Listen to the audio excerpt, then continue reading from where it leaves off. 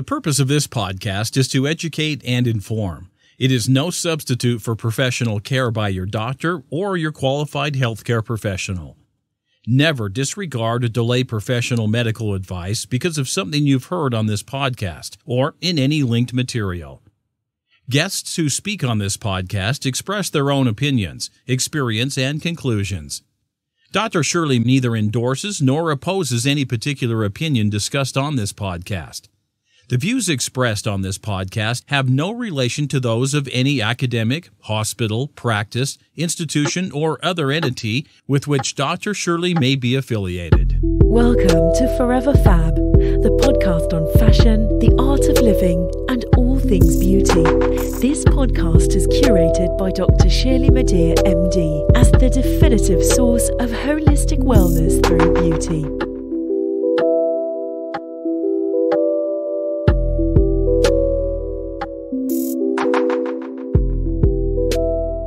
This week's episode is dedicated to community. The title of this week's episode of the Forever FAB podcast is Social Capital is the New Currency, Engaging Community for Philanthropy and Empowerment. This is my interview with Dr. Froswa Booker-Drew. How did I say that, Dr. Froswa Booker-Drew? You were amazing. Oh my God. I need to bring you with me so you can help other people pronounce it correctly. Thank you. It's fantastic. Well, what are friends for? I'm delighted, so delighted that Dr. Booker-Drew has joined the Forever FAB podcast today because she is now a friend and she's going to help us out. Froswa Booker-Drew, Ph.D., believes that relationships are the key to our personal, professional, and organizational growth. She earned her Ph.D. from Antioch University in leadership and change with a focus on social capital, diversity of women, change management, and relational leadership, among a number of other noteworthy achievements. And the list is long, I assure you. She is a network weaver, a catalyst, a change maker, a partnership broker, and boy, does she build partnerships. She joins me today on the Forever FAB podcast to discuss community as currency and the power of social networking, as well as storytelling. Welcome, Dr. Froswa Booker-Drew. Congratulations on your success, and thank you so very much for becoming a part of this beautiful Forever FAB community. Welcome. I am so honored to be here with you today. So thank you for this opportunity to share. Well, let's get at it, shall we? Yes. I love it. Please tell me about yourself. How did you grow up and how did you come to the space that you so beautifully occupy, this space of change and empowerment? I grew up in Shreveport, Louisiana, and my parents started off working. My dad was a waiter. My mother worked at what's now AT&T. And my dad had a dream to open up his own restaurant. And so in the 80s, it was something to see my dad open up this full service Cajun Creole seafood restaurant. And we had live bands and full bar and just the celebrities and people that would come into the restaurant. But I learned from that entrepreneurship. But I also learned philanthropy because I saw my dad and my mother always helping. There would be people who would come to the restaurant and couldn't afford a meal. And so my dad would always give people dignity by saying, you do something here, clean up, wash dishes, do something. But he would always give them so much food to eat because he wanted people to feel like it wasn't a handout. And I saw my mother with church, always helping, giving people fruit baskets and, sending cards to people. And so I didn't realize, at the time what I was being shaped for. And that environment of the entrepreneurship, faith, and the philanthropy would be the very things that are a part of what I do today. Wow, what a story. That is incredible. I love the idea that dignity is essential to philanthropy because I think that's something that can be forgotten.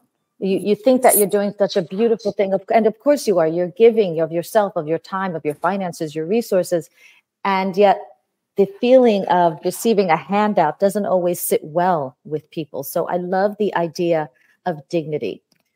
Let's go back to something else that you briefly mentioned, change. It's not always easy, is it? It seems. Oh, gosh, no. Right. It seems to me that many times change, or the resistance to change, is rooted in fear.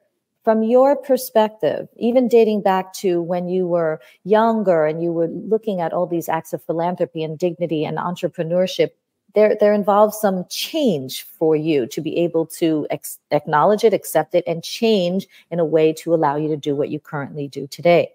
So why does this resistance happen, this resistance to change? And what can we do about it when we recognize it and still want to push forward? I'll tell you a story that happened when I was a kid. When I was in high school, our house caught fire. Oh, dear. And we had to move in with relatives. And I remember that being a moment of such transformation and transition. Mm-hmm. And it was in that experience. And I mean, I was in high school. My hair started falling out because of the stress and the instability of, oh my God, when are we going to get back in our home? What I've learned is that change is inevitable. Mm-hmm. There are times in life when everything is going well and then the rug gets pulled out from under you. Oh, yeah. I think the reason why many of us are so afraid of it is because it's the sense of loss. Mm-hmm. When you go through change, even if it's good, there's a sense of loss sometimes because you may be gaining something. You know, I always say to people, when you say yes to something, you're also saying no to something else. Yes. And so I think it's that piece, but I think it's also the lack of familiarity and comfort. Even when things aren't good, at least it's familiar and we are able to go, well, I can expect this.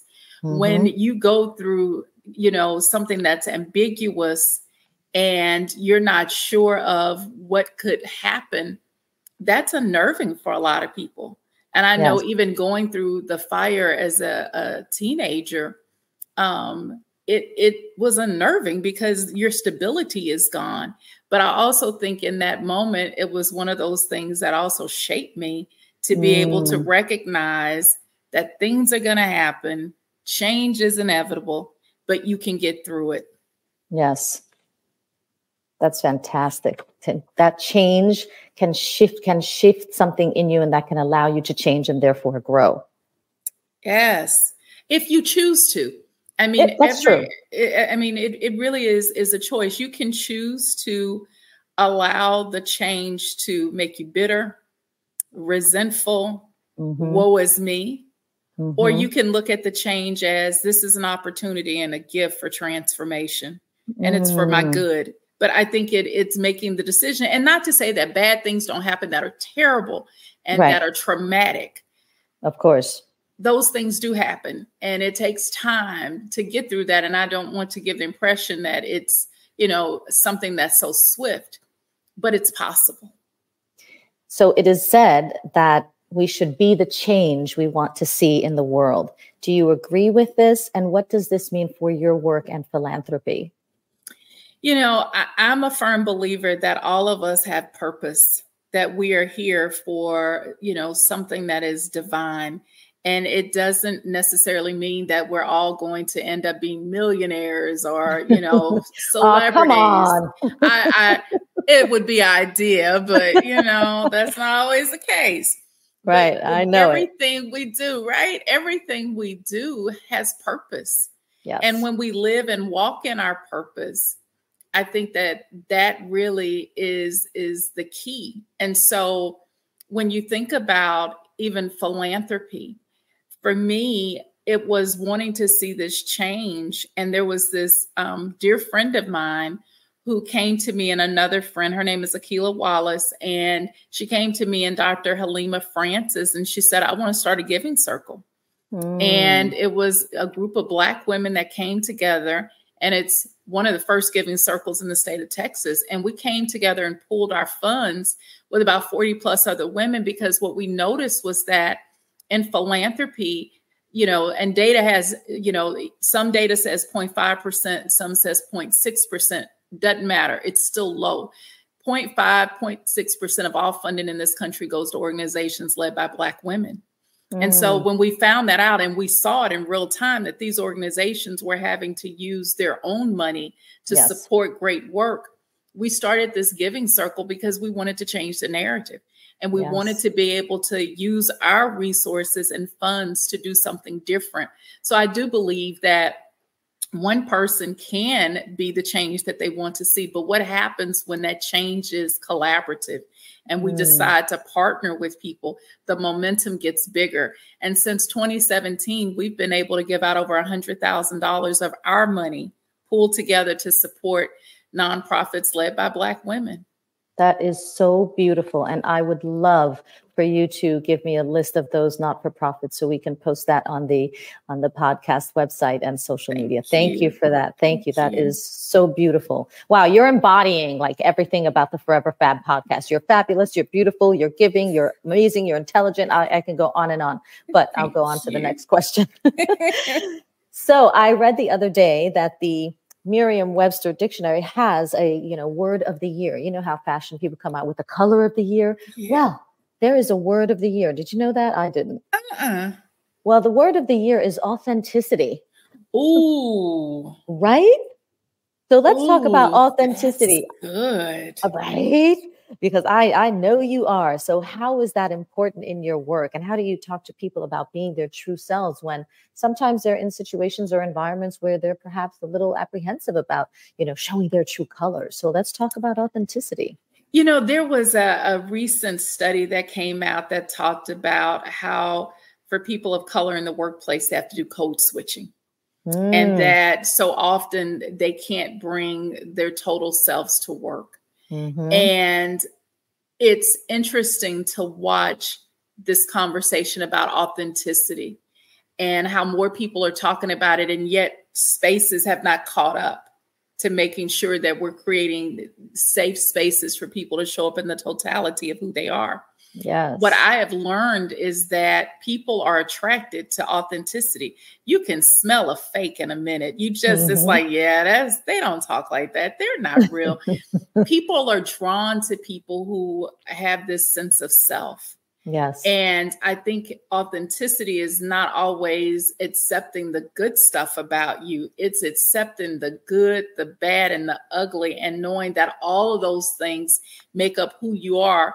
And there's value and worth in that. And I think when you're able to see that in yourself, you're able to do that for others. I think about the Marianne Williamson quote where she talks about, it was one of my favorite quotes. Me too. She talks about, and being a light that you give other people permission to shine as well. That's what authenticity, I think, does, is it allows us, in being ourselves, we give people permission to be themselves as well. Beautifully stated. I agree with you 100%. And that reminds me of that quote. I'm definitely going to use that and repost it because I post it time and time again. And it's so true. It's so healing. It's so appropriate. And it is a beautiful reminder of just allowing yourself to be. Yes. And we don't do that well. I was talking to a friend about, we are human beings and many of us are human doings. I mean, we're constantly doing. And how do we take the time to self-reflect? Part of the authenticity piece is the ability to have self-awareness and to self-reflect.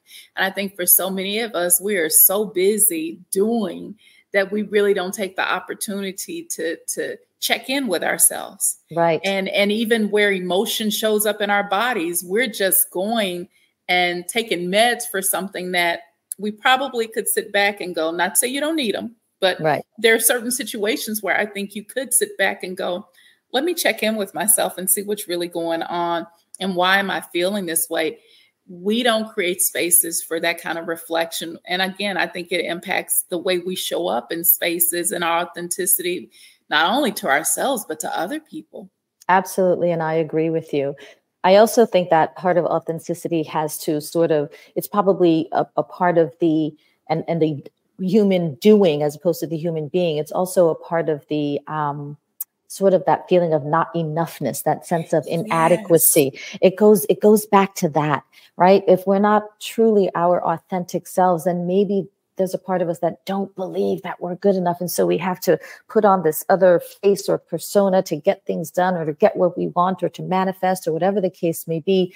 So I am on a mission, whether it's through this podcast or my work or whatever, to slowly dismantle that horrible feeling of not enoughness. It's okay to sit with yourself and say, okay, I'm not so good at this, or you know what? Okay, I can be better at that. But to move forward in life and with this belief or this concept that you are not enough, I think should be outlawed. Agreed. And you remind me of this article that I share with people. There was this article that came out in Harvard Business Review, and I cannot pronounce the author's name, so forgive me. But basically what they were saying is the imposter syndrome is problematic. And they were saying that, why is it that we are questioning ourselves and not looking at environments that make us feel like imposters? And it brings me back to this ideal of, when people talk about crabs in a bucket, they're always blaming the crabs for fighting, but no one asked the question, well, why are the crabs in the bucket anyway? That's not their natural habitat. They don't belong there, but we will criticize them for their behavior instead of looking at the context they're in. I believe the same thing applies for many of us, is that we're placed in situations that make us question ourselves. It's almost like gaslighting, that you've got these environments that are basically telling you it's something wrong with you. It's something wrong with you. And you're questioning yourself instead of the environment going, hey, let's take a look at our ability to create space for people to belong. And our ability to create spaces where people are feeling fully supported, because ultimately in the end, we kind of all have to get along and do it together and support each other. Yes. Oh my goodness. That's such an interesting perspective. Now that I think about it, I'm thinking, oh my gosh, my entire general surgical residency, I was totally gaslighted. Wow. And many of us don't even realize that it's happening. I mean, you normalize it and you think, well, maybe it's me. Maybe I need to work on this. No, maybe it's not. All right. No excuses. I mean, I could have done a little bit better. I overslept sometimes, so maybe I couldn't do that. But however, it wasn't me all the time. Not all the time. Not all the time. No woman is an island, right? This is basically what we're discussing. You, Dr. Booker-Drew, believe that relationships are essential, again, to our personal, professional, and organizational growth. But relationships can be complex.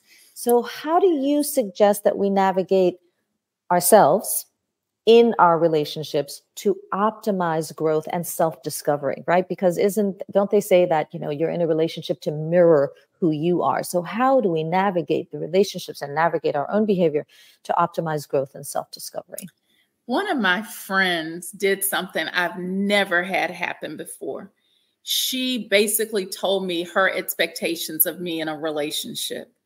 And what she needed of a friend. I'd never had anyone do that to me. And I was so excited that someone told me what their expectations were. And it was like, these are the things that are important to me as a friend. And if you can't do this, then that's okay. It just may look different in the type of relationship that we have. And I thought, isn't that very interesting that we have those kinds of expectations of intimate relationships, but we don't think about that in our professional relationships and with our friendships, of having these goals of what we want. And so I always believe that if, you have no direction, you'll just end up somewhere. And a lot of our relationships just end up somewhere because I don't think, particularly as women, we think about what our non-negotiables are. So we don't do that. And so you end up getting all kinds of this cornucopia of all kinds of stuff with people, because I don't think that we really take the time to explore what's important to us. And so if a relationship is going to be healthy, I think it starts with us and knowing what it is that we want, what it is we don't want. So that way, when those flags appear, you're in a position to go, non-negotiable versus going, well, benefit of the doubt. And so I think it's just very important that when we think about having connections with people, we also have to be very honest with ourselves and recognize what it is we need from those connections. That is so true. I've never actually, when you first started telling the story, I laughed because I thought, who does that? Yes, I did too. Right. And I think society, especially for women and girls and women, society doesn't necessarily teach us to express our non-negotiables or to even identify them. We are always taught to do for the other. Yes. What are your needs? What can I do for you? How can I serve you? How can I assist you? And I know this is deeply rooted in my DNA. It's kind of who I am. I am a service-oriented kind of person. But I am learning that it is important to be able to have strong, healthy relationships that help both people evolve and grow. You have to know what your boundaries are and what your non-negotiables are, and you have to be able to express them. Yes. And I don't think that, especially as young women, to your point, we are conditioned to be of service to everyone. And it ultimately ends up being a disservice to ourselves because we end up being, doormats. And so one of the things I learned, and it took me some years, I was attracting a lot of people in my life who didn't have good boundaries. They would call at different times of the night to talk about work. And then I would get upset because I'm like, well, why are they calling me? Well, I answered the phone. Number one was problematic. Right. But then I wasn't being honest with myself or with them and saying that's a problem. And once I started having boundaries and going, no, I'm not going to do this. I'm going to make sure that these things are in place. You will begin to attract a different kind of person in your life. And those people either will respect your boundaries or they will go, this isn't something I want to be a part of. But it starts with us. Yeah. Isn't that amazing how it works? We're so constantly blaming other people for our stuff. And yet it's like, oh, hold on a minute. I brought that into my life. Yes. Oh, such a hard lesson, but so true. Yes. Now we are socialized up the wazoo. We've got Instagram. We've got Facebook. We've got TikTok. We've got so many. We've got podcasts. We have so much. It seems that we are a bit over socialized, if I may say so. But if social capital defines our network of relationships, then how do we leverage the networks, the social networks, all of the real life networks? How do we leverage those to improve our lives without getting burnt out? Oh, that's excellent. I think social media has given us this false sense of connection. I think many of us, feel like when you think about a LinkedIn and we've got people that are in our first degree of relationship, the reality is most of us don't know those people. and so we may see them out. I remember a lady walked up to me and was like, I'm on your LinkedIn. And I was like, I have no idea who this is.